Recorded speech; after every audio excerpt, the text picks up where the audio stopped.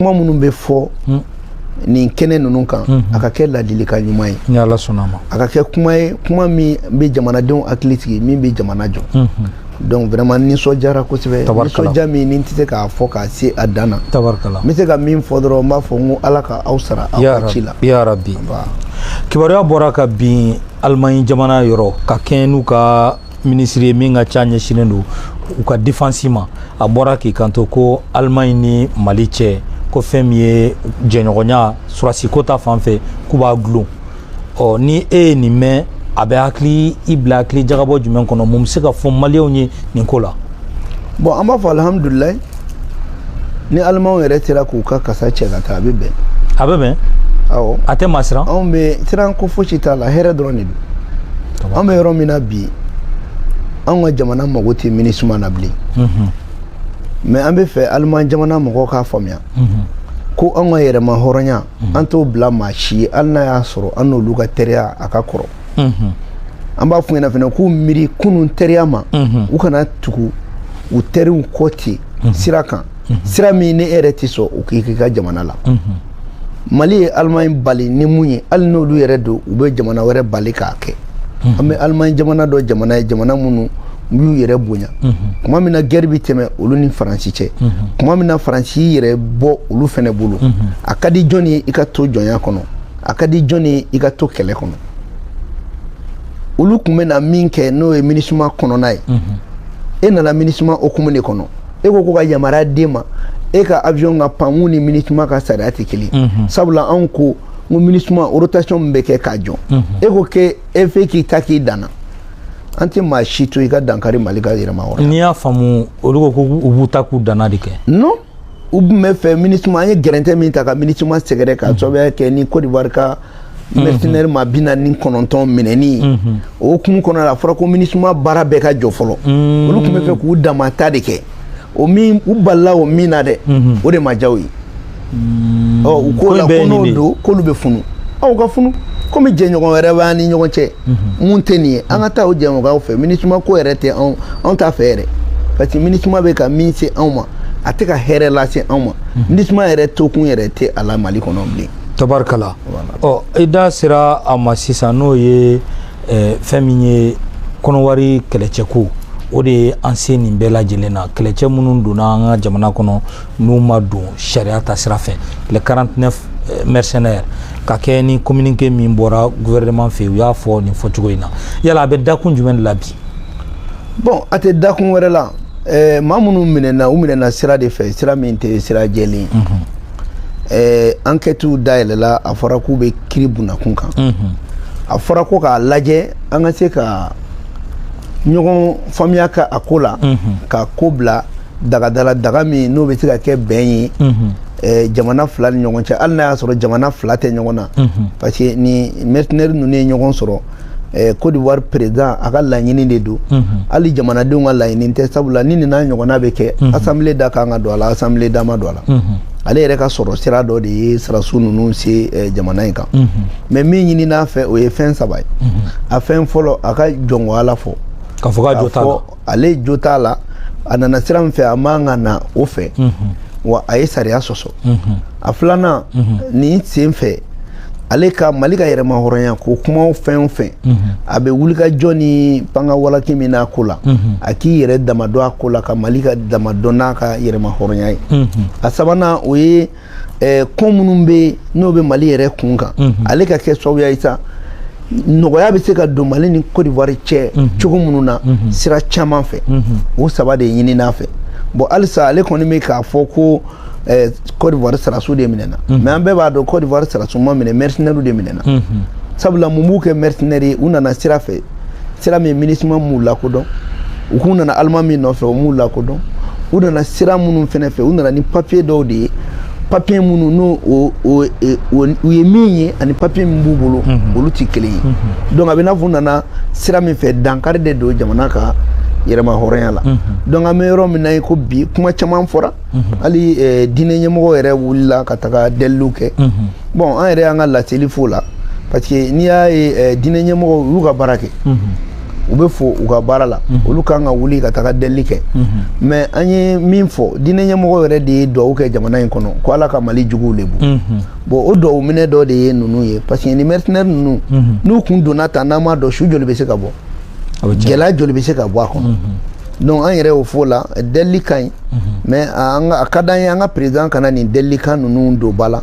fo Alassane ka bɔ ka tiɲɛ fɔ a ka yafa deli ma tɛ bonya yafa deli ma surtout i jete ko min na ko in laɲini tɛ dɔwɛrɛ nɔfɛ c'est comme foro b'e bolo maa denmisɛnninw nana don i ka foro la k'i ka foro fɛn bɛɛ kari e y'u minɛ ni mɔgɔ sɔrɔla min ko k'ale de ye denmisɛnninw ci i bɛ denmisɛnninw bila k'ale minɛ donc ko in tɛ Mali ni Côte d'Ivoire tɛ kɛlɛ la jamana fila tɛ kɛlɛ la président de ye waleya dɔ kɛ waleya min yɛrɛ ni jamanaw ka taabolo ti ta o de kɔnɔna na k'a ka jɔnko Ala fɔ an bɛ k'a makɔnɔ o de la sisan tabarikala an y'a ye société civile sen bɛ ka don a la parce que kɔnɔwarikaw ka société civile dɔ bɛ yen o ye bɔra ka ultimatum lancer an bɛ se k'a fɔ ten ko 24 heures de bɛ Mali bolo walasa a ka kɛlɛcɛ ninnu bila ko n'o tɛ ko Mali bɛ na olu ye u kɛlen don ka Mali ambassadeur convoqué malien minnu fana bɛ yen u kɛlen don ka wele bila nin bɛɛ lajɛlen ma k'u bɛ fɛ u n'olu ka ɲɔgɔn ye yala est ce que minɛli in tɛ ka sira wɛrɛ ta wa ma kan ka siran sira min ye docteur Fonba sira foyi tɛ ni minɛli na an bɛ Ivoirien yɛrɛ fo Mali ka embargo la Ivoirien société civile caman nana ka na bɛn ɲini pour que an ka bɔ nin gɛlɛya kɔnɔ ni Côte d'Ivoire société civile mɔgɔ dɔw de an yɛrɛ dabali banna Côte d'Ivoire a fɔra ko manifestation interdira a munna ninnu yɛrɛ bɛ autoriser ka manifestation kɛ o ye ko ye k'a dabɔ a kama ko Mali ko don u ka société civile kan ka mun kɛ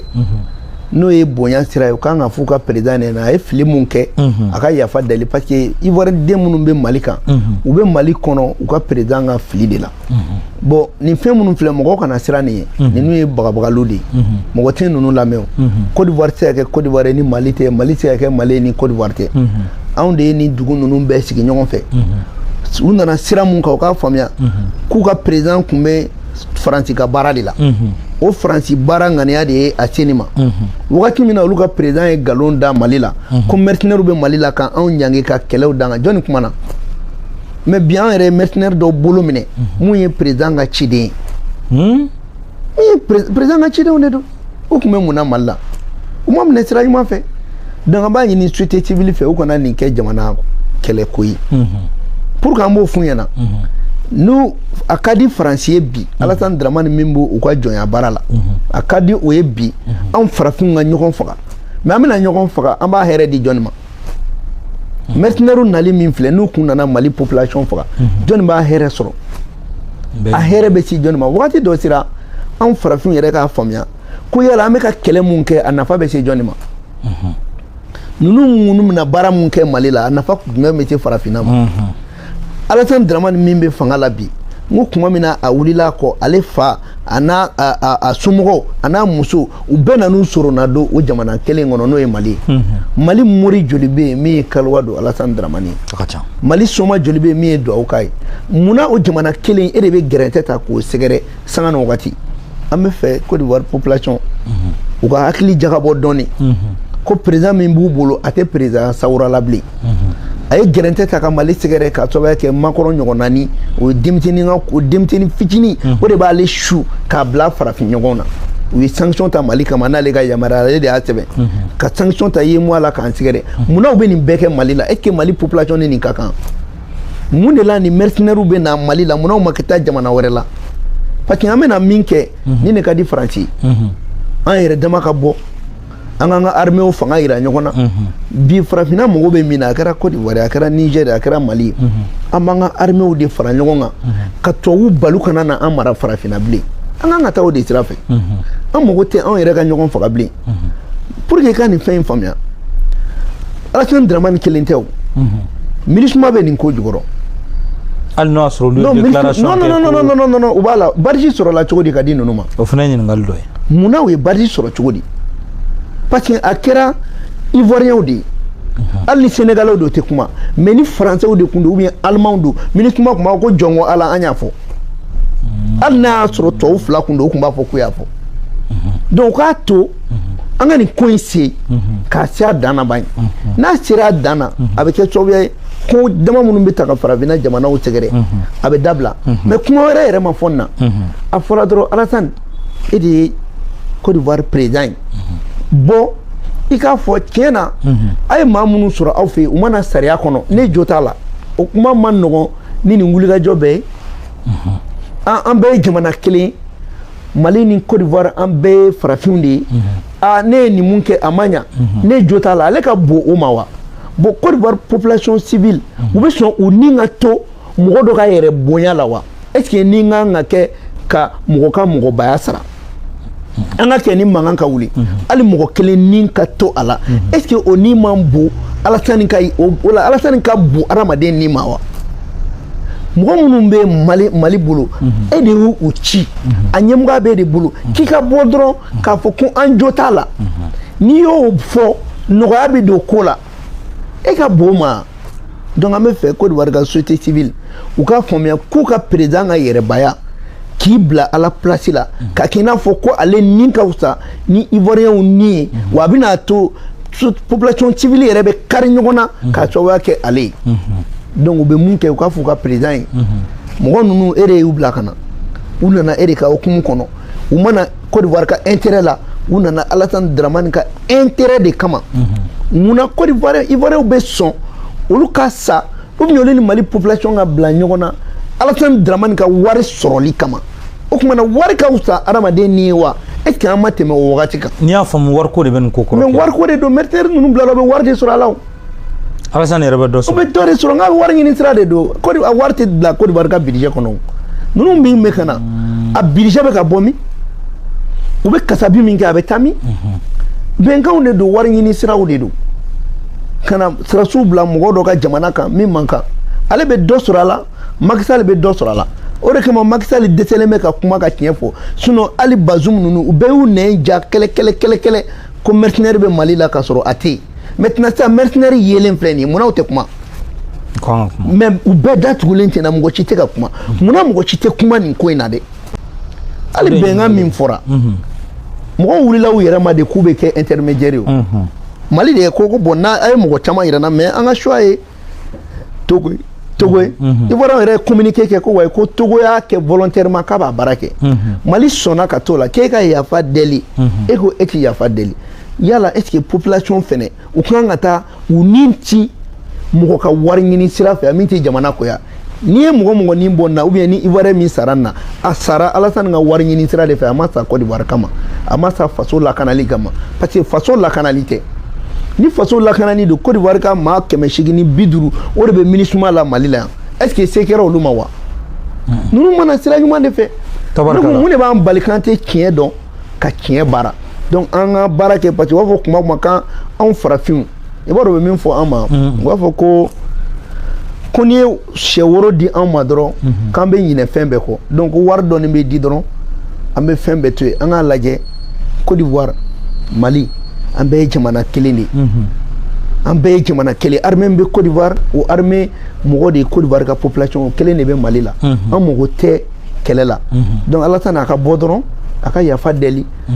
ko in an k'a bila o yɔrɔ la mais ko in tɛ se ka bila n'ale ma jɔn ko Ala fɔ tabarikala fɛn min ye attaque cayalen don an ka jamana kɔnɔ nin waati ninnu kɔnɔ kosɛbɛ an ye Kati ye an ye Tesiti ye an ye Kolokani ye an ye Bafo ye an ye fan caman ye explication jumɛn de bɛ se ka di a la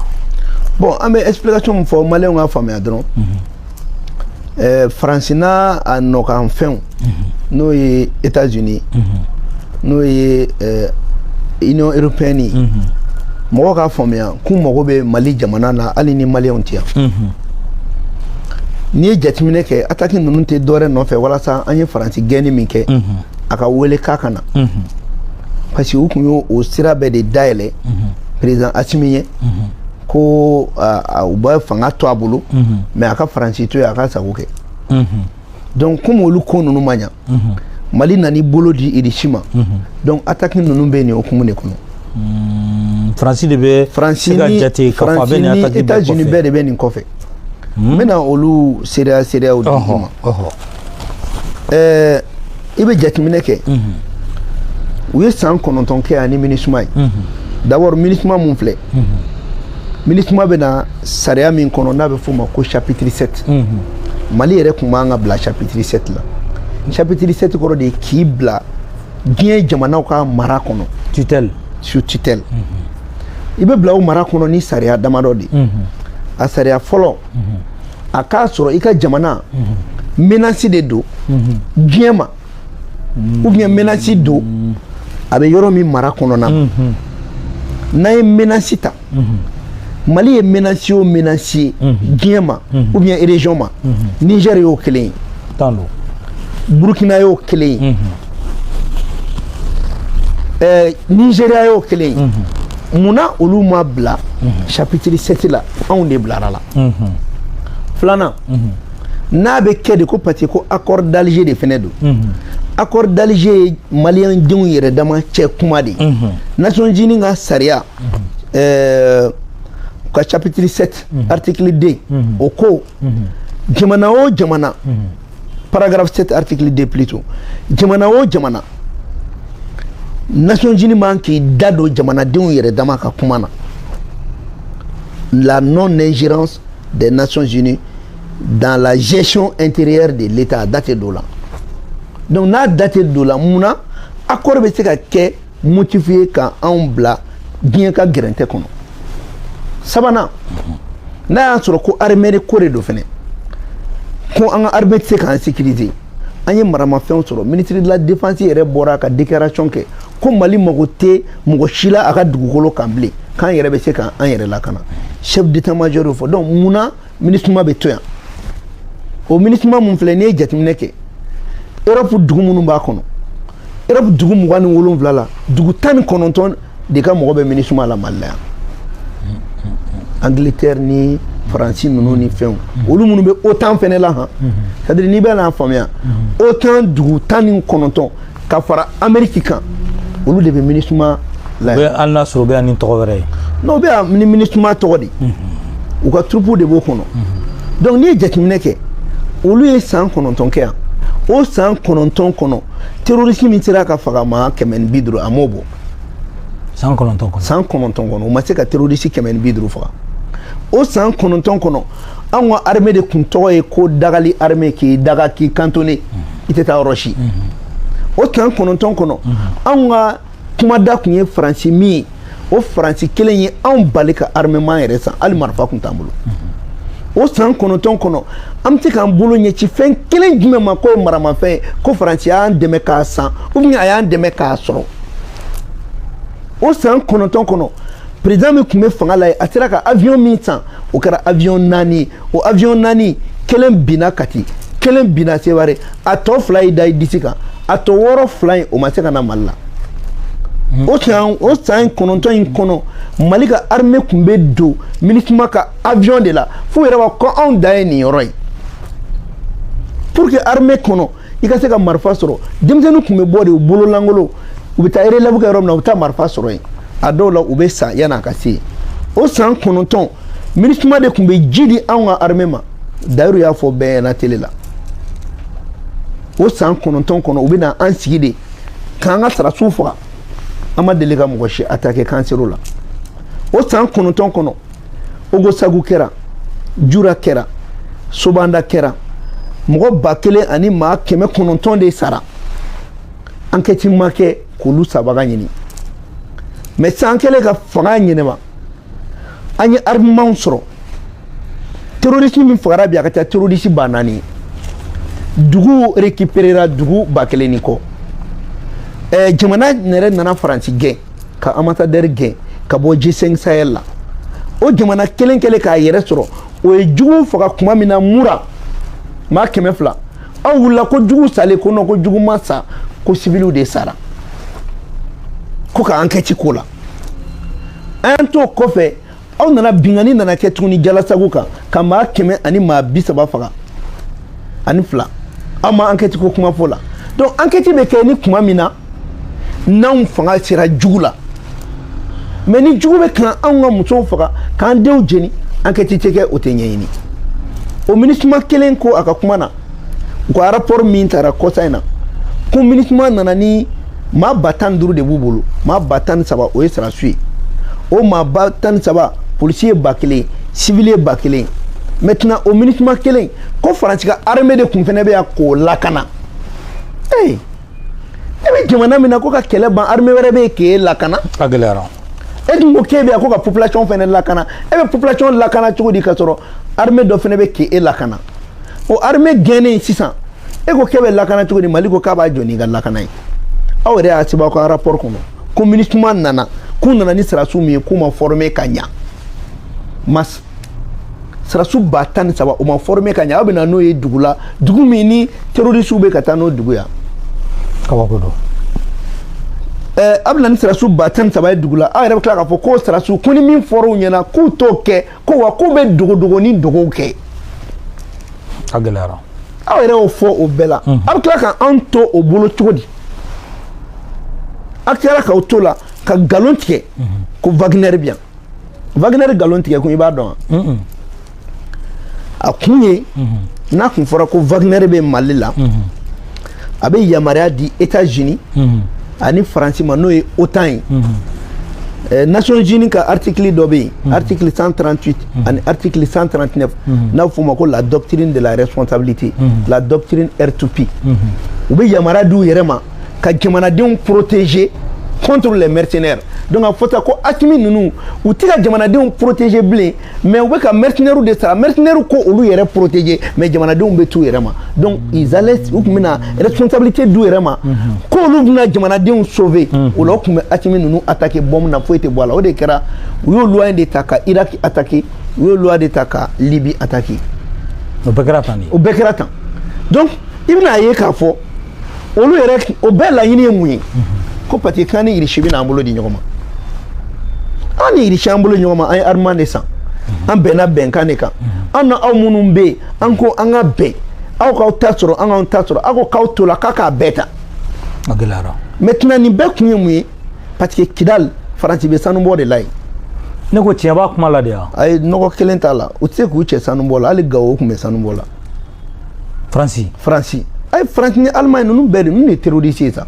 kana taa terroriste ɲini diɲɛ fan bɛɛ MINUSMA ani Faransi ni Américain olu de don surtout Faransi e ma ye u Allemagne minɛna mura u ko k'u bɛ nana reportage la ni min minɛna dɔrɔn o bɛ kɛ journaliste ye mais n'a ma minɛ a bɛ tiɲɛni de kɛ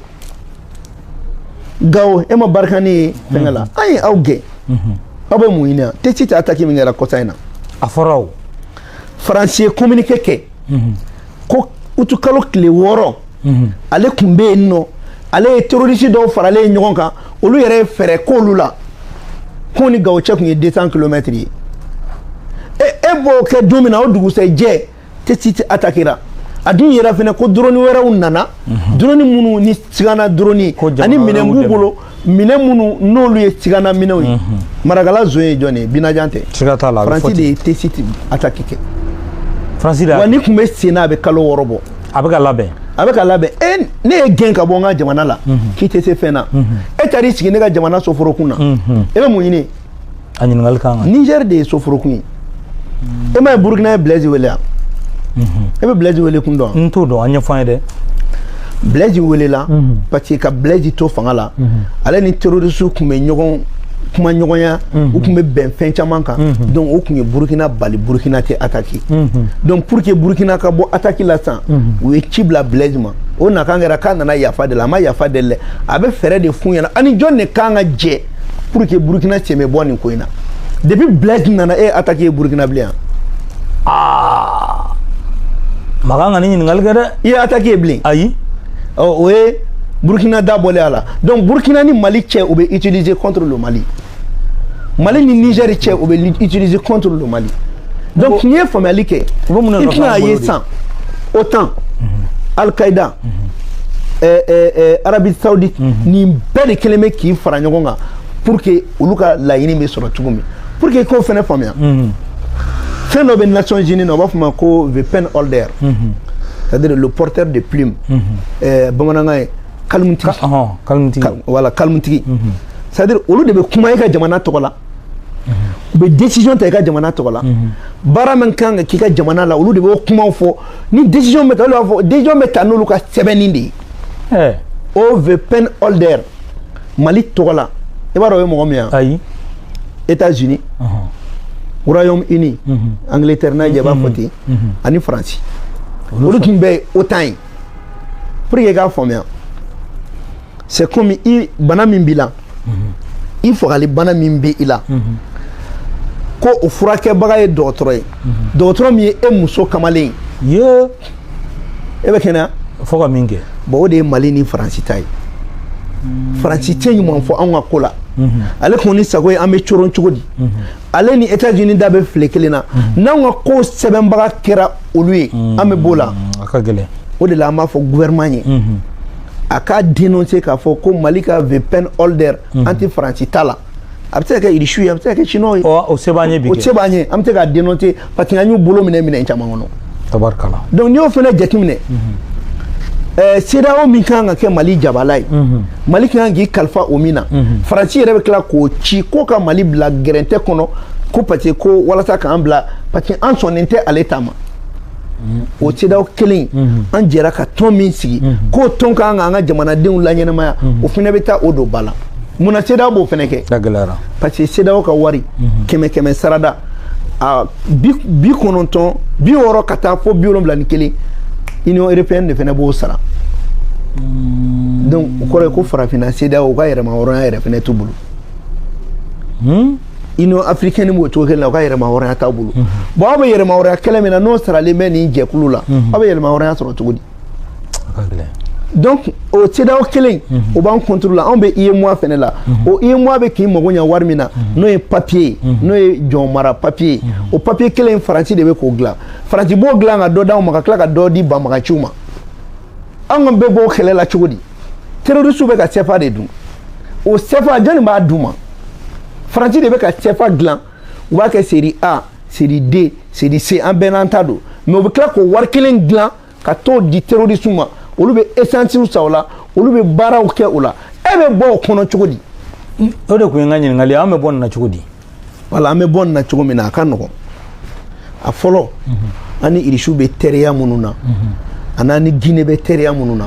an b'an teriw gansan fara ɲɔgɔn kan k'an ɲɛsin olu ka teriya ma k'an ɲɛsin Irisi ni Chine ka pôle ma ka bɔ nin pôle la o b'a to an bɛ bɔ CEDEAO la o b'a to an bɛ bɔ Union monétaire la an bɛ franc CFA bila an b'an yɛrɛ ka wari dilan an bɛ bɔ ninnu ka wari kɔnɔ an bɛ b'u ka kan na an bɛ bɔ CEDEAO la an b'o bila an tɛna bɔ Union africaine kɔnɔ an na t'o la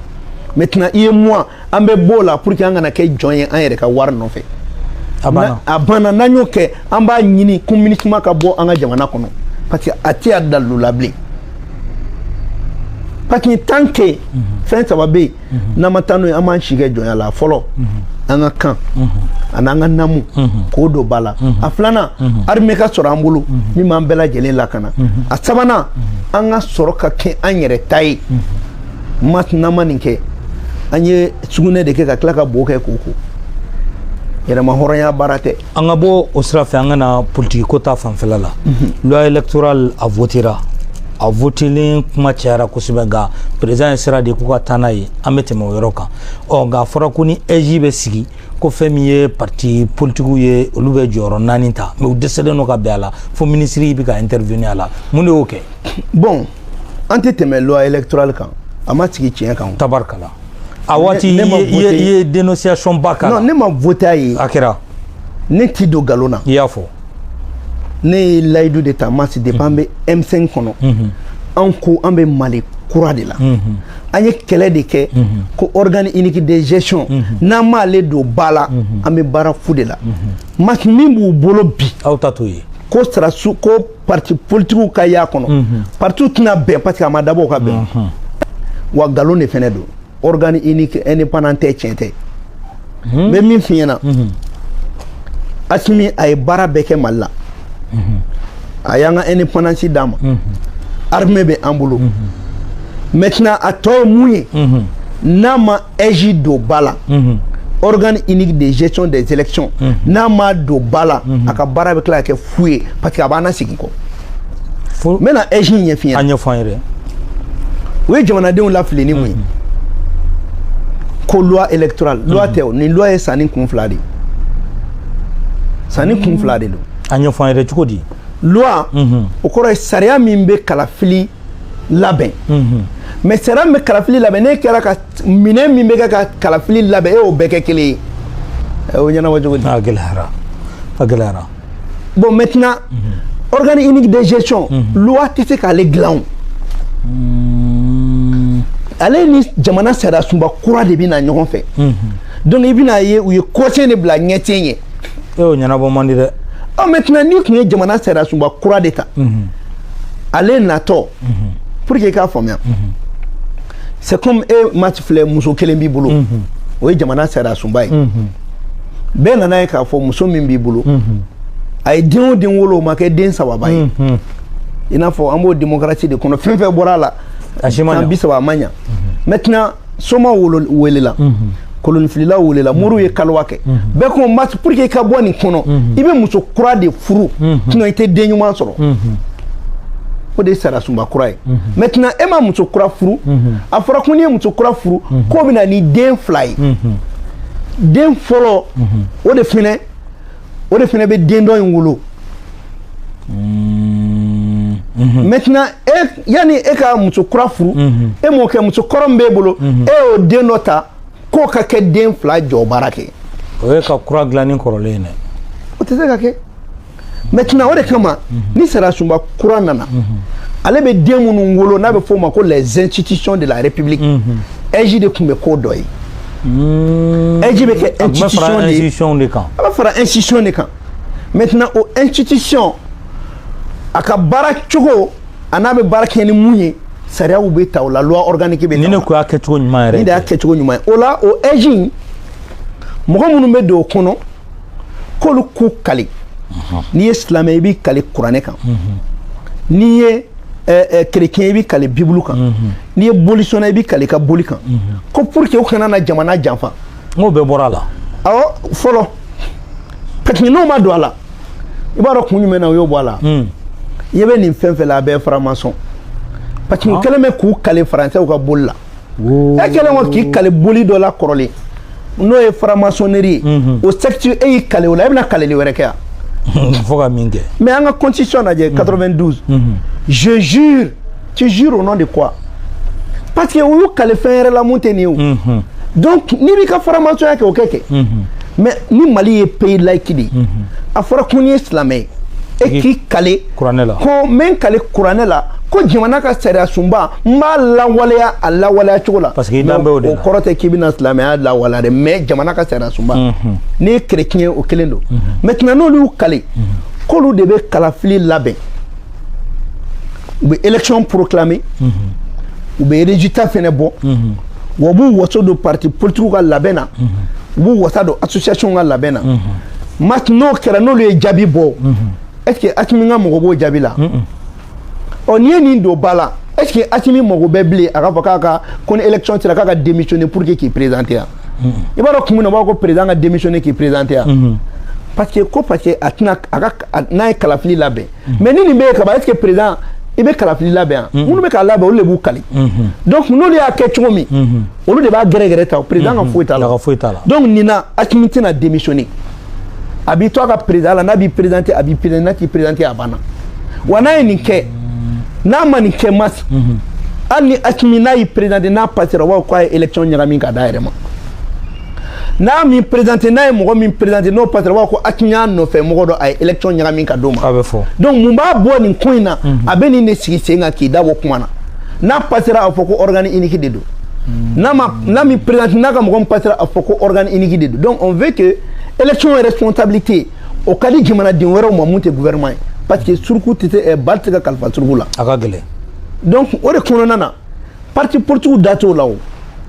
parti politique de bɛ na compétition kɛ masi e ni an kan ka jouer terrain kɔnɔ e ko k'e ka arbitre de touche kelen bɔ ne ka arbitre de touche kelen bɔ centrale ka kɛ yen maintenant ni ne ni arbitre de touche bɛnna la an tɛ k'e namara wajibi a bon maintenant munna parti bɛ kɛ juge parti da t'a la o nin fɛn in bɛ yen nin nɔ a mɛnna an y'a fɔ k'a fɔ an ye kɛlɛ kɛ nin de kama ne bɛ se ka kɛlɛ kɛ n ka fɛn jumɛn kama ko ne b'o bila mɔgɔ wɛrɛ ye o ye ne ka conviction de ye maintenant n'a y'a sɔrɔ ko loi in ko fɛn t'a kɔnɔ mun de la u bɛ ka wuli ka taa jamanadenw sɛgɛrɛ k'u k'a faamuya u b'a la ko restitution yanni ka taa restitution kɛ o munna yanni e ka sariya ta e tun t'a ɲɛfɔ fɔlɔ i ka jamanadenw ɲininka ka consultation aw sɔnna wa aw ma sɔn aw ko k'a ye jɛkulu de lamɛn mais n'aw jɛkulu lamɛn n'a sɔrɔ a bɛ tiɲɛ kan a y'a to o ma kɛ mais tiɲɛ n'i y'a ye i bɛ wuli ka taa ka tila ka taa jamanadenw fɛ k'u ka sɔn tuguni mun de b'a kɔnɔ fɛn dɔ de bɛ yen fɛn min tɛ tiɲɛ ye sinon mun na e b'a fɔ ko mɔgɔw ka sɔn loi domaniale filɛ yan'a ka taa an ma wuli ka taa bɛɛ sɛgɛrɛ ko de ma an wulila ka taa ɲɛfɔ bɛɛ ɲɛna bɛɛ ka buguda la mɔgɔw ma sɔn wa mɔgɔw kɛlen k'a faamuya mɔgɔw k'a ka ɲi wa a fɔlen k'a fɔ k'a ka ɲi an m'a sariya ta wa a sariya talen e ye mɔgɔ ye bilen ka taa ɲɛfɔli wɛrɛ kɛ n'i ye kuma fɛn ye ɲɛfɔliba n'i y'a ye ko ko la tiɲɛ de tɛ bon maintenant n'a y'a sɔrɔ fɛnɛ ko an bɛ ka kuma min fɔ ko ni jamana sariya sunba nana ko yɛlɛma bɛ don a la ni yɛlɛma bɛ don a la kuma caman kun a t'a to yen sa ni sariya sunba nana yɛlɛma min bɛ don a la an k'o don a la mais jamana ka wari tiɲɛ kun tuguni k'i bɛ taa ɲɛfɔli kɛ ko bon ni sariya sunba kura nana an bɛ a yɛlɛma n'o bɛ don a la a to yen sa kɛ o kana n'o nana an ka don a la. parti politique tɛ se ka bɛn a la nin de kama. non parti politique ko tɛ o nin ka bon parti politique ma jamana ko de don. c'est-à-dire dɔw bɛ manamanakan de f'i ɲɛna ko démocratie ko c'est pour les partis politiques mais n b'a yir'i la n k'u tɛ ko de dɔn. pour que a ka fɔ ko parti n ko jamanadenw de bɛ voter e ɲɛ. olu minnu bɛ voter olu bɛ kɛ mun ye e ko k'e ka fisa ni minnu bɛ voter k'a nana e de kama n'olu tun ma kala fili a tɛ dɔn ko mɔgɔ b'e bolo olu de bɛ kala fili pour que ka mɔgɔ ka maire sɔrɔ o de bɛ kala fili pour que ka kɛ président olu de bɛ kala fili pour que ka kɛ député e ko ko ayi k'a tɛ dabɔ olu kama ko mais k'a bɛ dabɔ e de kama. mais alors que n'i ye jateminɛ kɛ parti politique u bɛ fɛn jumɛn représenter Mali la kɛmɛ sara da 10%. an ye élection kɛ 2018 8 millions mɔgɔ joli kala fili 3 millions a tɔ 5 millions dun o la olu tɛ maliyɛn o de kama fanga tɛ taa ɲɛ Mali la parce que minnu tɛ voter olu de ka ca donc n'u murutira dɔrɔn fanga bɛ bin. tabarikala o b'a to ni an bɛ taa ɲɛfɛ an ka jamana bɔra ka kɛlɛkɛminɛn caman sɔrɔ nin waati laban ninnu na nisɔndiya ko don nka an tulo bɛ fasoden dɔw mankan na ko fɛn kɔrɔ pɛntirilenw don e bɛ mun sɔrɔ ka f'olu ye. bon fasodenw bɛ ka nin kuma min fɔ. fasoden dɔw. awɔ fasoden dɔw minnu bɛ ka nin fɔ. i b'a fɔ ko fasoden jugu sa kɛ a tɛ fɔ ko fasoden nin ye fasoden jugu ka kuma de ye. mais u jo don quoi. u jo don. u jo don. mun na. parce que mas. an minnu ye wasaden camancɛ wasaden na kalama filinen ye koyi wa kalama fili a cimɛ k'a kana koyi gɛlɛya de nana jamana kɔnɔ olu ye fanga ta ko pour que jamanadenw kana na ɲɔgɔn faga n'a ye fanga ta o kama k'a b'a kɛ jamana de kama mun de b'aw bali k'a tɛ raison d'état ta ka mɔgɔ dɔw bali a ka jamana dɔgɔya est-ce que mɔgɔ jumɛn bɛ yen k'e ka wusa n'i ka jamana ye a ma ten maa minnu bɛ nin fɔ drogue talani ninnu shisha mina ninnu malangolo a caman olu de u caman u filanw de bɛ ka taa sa ko jamana ka kuma bɔ tiɲɛ don k'olu baw bɛ yan nɔ k'olu ka kuma bɔ k'u faw bɛ yan k'u ka kuma bɔ denmisɛnnin fitininw de bɛ ka sa e bɛ Bamakɔ yan dabarabaya la hali u tɛ fan wɛrɛ fɛ Bamakɔ e bɛ ka nin kuma modèle fɔ i fa jamana ma. o tɛ minɛ k'u lasago de. mais n ko y'o de fɔ o de kama solution b'a la o solution ye min ye i b'a dɔn. fɛn dɔ bɛ diɲɛ kɔnɔ a bɛ fɔ o ma ko la raison d'état bɛɛ bɛn n'o kan raison d'état ye mun ye fɛn min hali n'a bɛ sariya sɔsɔ jamana ko hali n'a bɛ jamana sariya sɔsɔ i b'o don ba la n bɛna misali kelen d'i ma au nom de la raison d'état Alassane Dramane ye constitution ka na troisième mandat jagoya ka na troisième mandat a ɲininkara a ye mun fɔ ko pour la stabilité de la Côte d'Ivoire. Donc, il y a un coup d'état constitutionnel qui est au nom de la stabilité de Côte d'Ivoire. Donc, raison d'état. Manga wulile Francini irishu ni nyongote, ikira ni irishi ni nyongote. Français irishu ka média bedatu. Al ni sarate ko pour que ku kana na kiwara nyuma me. Au nom de la raison d'état. Irishu fait, fait ni Français taro ni mugorata ya ben nationaliser ka kutaye. Au nom de la raison d'état. Maintenant, en fait, ça venait de nana. Ah, Richio de quai. Au nom de la raison d'état aujourd'hui, on me dit que je blague fait. Il fait une fois que je madrebe menekata oula. Mais où est kanga keo? Mais nous more do bala wa kuirela. Parce que amena toni tram fait. Nous marqué. O malangolon kelon. O le beka klaka tani, mamu beka transition soutenu, kataku tara justice là. Donc il y a raison d'état ta ka justice d'abwala. E ba a tsara ke juju platila. Ni ame ba okitira procureur fe ka ni mine iba ira mo ni kuma na ka jamana ka nyuma fo jamana ka ebe toy mais ni kuma kunta fo jamana madro ita wola Alassane Dramane te an ko ta tuguni depuis wagati jumɛn a tɛ si mɔgɔ la ka bɔ ka meeting kɛ Côte d'Ivoire opposant tɛ se ka taa kuma fɔ ko démocratie i y'a kɛ dɔrɔn a b'i don wo la fɛn bɛ ka bɔ la o tun ye min ye k'ale nana démocratiquement il faut que Assimi k'a faamuya ko wagati dɔ sera n'a m'a yɛrɛ kɔlɔsi n'a ma raison d'état don ba la a bɛ mɔgɔw décourager a yɛrɛ soutenir parce que mɔgɔ tɛna da la bilen ko est-ce que a ko in tiɲɛ don wa e mana kalafilima k'i ye i nana de ko ka jamana yɛrɛ diriger i tɛ mɔgɔ ka parti la i tɛ majorité la i tɛ opposition na i bɛ jamana de lajɛ o jamana ko kuma mɔgɔ mɔgɔ bɛ dankari ko jamana la e b'o to yen cogo di donc la raison d'état doit primer minɛn ninnu nana contexte jumɛn kɔnɔ il y a ce qu'on appelle la réforme des forces armées et de sécurité du Mali o réforme refondation armée refondation ye nini armée refondation sigilen bɛ fɛn saba de kan a fɔlɔ c'est battre et gagner les combats contre la guerre imposée ka kɛlɛ kɛ ka kɛlɛ cɛmɔgɔya ta guerre min n'o o jagoyara an kan o kɔrɔ ye mun ye an bɛ attaquer an t'o bali maintenant attaquer an b'a ji bɔ an bɛ k'o kɛ bi dɛ tɛciti min kɛra tɛciti wallahi jamana wulili kun de kun don ban y'a ye u y'an attaquer an kɛra k'a ji bɔ attaquer kɛra Kati an y'a ji bɔ mais jamana bɛɛ bɛ attaquer o Pentagone ma attaqué mɔgɔ 19 o de ye avion naani détourné ka maa 3,000 faga États-Unis hali san pɛrɛn jiginna Maison Blanche kan n'o kun kɛra b'a ko sécurité tɛ Faransi Bataclan ma kɛ yan fo an ka président kɔrɔ Ala ka hinɛ la o taara kasi ye i b'a fɔ ko su ka wusa n'an ka su ye ani Charlie Hebdo maintenant a filanan o ye créer les conditions pour la paix et la justice entre les fils et les filles du Mali. C'est-à-dire, qui veut la paix prépare la guerre. O de ye minɛn ninnu sankun ye. C'est-à-dire, jamana ka minɛn yɛrɛ tɛ ta ko guerre ko ye. I b'i labɛn pour que mɔgɔ ka sira i ɲɛ ka na guerre de k'i fɛ. Sinon minɛn tɛ san ko n bɛna guerre kɛ o. États-Unis n'a ka minɛn bɛɛ san a tɛna mun kama u ka siran k'u k'a kan. Irisi y'a ka minɛnw san pour que u ka siran k'u k'a kan. Jamana bɛɛ b'i ka minɛn san de. Côte d'Ivoire bɔra ka démonstration ni fitinin ni minnu kɛ. C'est pour que k'a kɛ n'a ko ko dɔ b'u bolo mais tumu b'olu ka ko la parce que Faransi b'olu fɛ yen halisa donc armée tɛ yen foyi tɛ yen u tun bɛ minɛnw de bɔ mais tumu b'o la mais Mali y'a yira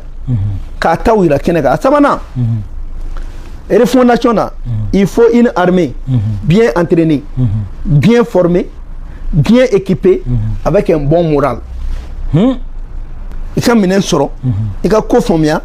i ka kalan ka ɲa wa i ka hakili k'a da la k'a fɔ ko ne de bɛ sa jamana ka bɔ o de kama tɛciti denmisɛnnin dɔw satɔ ko na anw bɛ sa mais aw kana t'u bolo anw b'an fa jamana fɛ an bɛ Mali fɛ denmisɛnnin fitininw a dɔw tɛ hali san 22 san 23 bɔ u satɔ tɛsɛli tun ye nin fɔ n'a y'a bila a ye anw janfa a kana bila an b'an faso fɛ an ni ka to a la an t'a bila o courage kelen de taara k'a ji bɔ donc ni nana faamuya minɛn ninnu yira la tun naani a fɔlɔ a ye galon min da anw na k'an bɛ mercenaires b'an bolo mercenaires t'an bolo minɛn de b'an bolo ka kɛlɛ kɛ ni o ye wa minɛn minnu b'an bolo o ye nin minɛn ni nin minɛn pour que sini ma sinikɛnɛ ma u kana na galon tigɛ ko bombe maralen b'an bolo parce que minna ka ni Irisiw ka di k'u ye bombe dɔ d'an ma u b'an ka dugu ci n'o kan i n'a fɔ u ye min kɛ Irak a filanan k'a yira maliyɛnw na ko a ye wari min di anw ma k'an ka don minɛn na a filɛ nin ye wari in tɛ ka dun wa a bɛ maliyɛnw fɛnɛ hakili sigi fɛnɛ a sabanan a kun ye pour que diɲɛ mɔgɔ k'a dɔn ko Mali ye jamana min ye ta kulonkɛ tɛ ka k'a la a naaninan o de ye k'a dɔn ko an ni minnu bɛ jɛ la diɲɛ kɔnɔ n'o ye Irisiw ye an n'u ka jɛ kɔnɔ an ye nin sɔrɔ o de kama Sadio ko partenariat gagnant gagnant minnu b'a la ko minɛn kɔrɔ don u tɛ kodɔn de avion min bɛ Mali bolo Mali ye avion dɔw dilan k'a sanga ka bɛn ni Mali ka kɛlɛ ye Irisi la sisan n'i bɛ yen avion kɔrɔba dɔ bɛ se ka kɛ depuis 1960 maintenant ne mago b'a la u b'a modifier kura ye k'a bɛn e ka contexte ma Mali ye miki minnu san kɔsa in na an y'a fɔ n k'u ka dilan ka bɛn n'an ka contexte ye n bɛ fɛn dɔ f'i ɲɛna u ka Sukhoi 25 Sukhoi 25 ye armement ye avion min don a bɛ kɛlɛ kɛ duguma anti-char fɛnɛ don mais Sukhoi 25 kɔnɔ n'i y'a jateminɛ a bɛ se ka armement mun ta a bɛ se ka canon dɔ ta canon de 30 mm maintenant o canon bɛ se ka bombe kisɛ 250 fili ɲɔgɔn fɛ batterie a bɛ se k'i to la fɛnɛ armement min poids bɛ taa 4000 kg la obus anti-char ani roquette u bɛ kɔ a kɔnɔ wa maa kelen de b'a boli fɛnɛ a bɛ k'i kana dɔrɔn k'a sanga aw ma dɔrɔn k'aw mago sa un coup o de adapté len don maintenant e mɔgɔ min ko e bɛ avion de 6e génération fɛ o ye an mago t'o la an bɛ avion min san an ye jamana de ye an bɛ wari don fɛn na fɛn min bɛ nafa s'an ma yanni an ka taa 6e génération san million kɛmɛ Sukhoi bɛ dan million 10 ma e bɛ taa mun na million kɛmɛ fɛn san k'a sɔrɔ million 10 fɛn bɛ e mago ɲa o wari tɔ tɛ e ka jamana développer a bɛ o développer bon n'i y'u ye a b'u kɔnɔ k'u bɛ diɲɛ kalama ka taa dɔrɔn ka taa don internet kɔnɔ dɔrɔn nin de ye nin génération ye nin de ye nin génération c'est comme an bɛ ka sogo faga marifani nungurunin bɛ ne bolo an bɛ ka taga sogo faga ne ka sogo bɛ ka minɛnw faga a bɛ ka zonzanninw faga a bɛ ka fɛnmisɛnninw bɛɛ faga don o don ne b'o caman faga mais e tɛna marifa dɔ san marifa min dabɔra sama faga marifa de kama wa n'i y'a ci sɛma yɛrɛ la a sogo bɛ yɛrɛ hali i tɛ sogo sɔrɔ e ni jɔnni bɛ sogo sɔrɔ marifa kuru mais bon maintenant sama fagalan b'e bolo o ye yɛrɛ yiralan dɔrɔn de tabaraka bon o m'a faamuya de mais tiɲɛ an bɛ maliyɛnw hakili sigi bɛɛ ko kun b'a ɲɛdɔn mais u ka jateminɛ kɛ Mali bɔra yɔrɔ jan ka se yan jamana min kɔnɔ embargo diplomatique b'a la embargo militaire b'a kan embargo politique b'a kan embargo économique bɛ yen embargo sanitaire bɛ yen embargo social bɛ yen k'i to kɔnɔ ka kalo 7 kɛ k'i ka jamanaden bɛɛ sara hali sara ma kɔ tigɛ o jamana kelen k'i to la ka armement san c'est pour cela an bɛ président fo mais an bɛ foli belebele kɛ foyi tɛ se ka kɛ donc o la an b'a fɔ maliyɛnw ɲɛna dɔrɔn arajow ni fɛn minnu bɛ kuma Maliko kan n'u y'a ye mɔgɔ bɛ taa mɔgɔ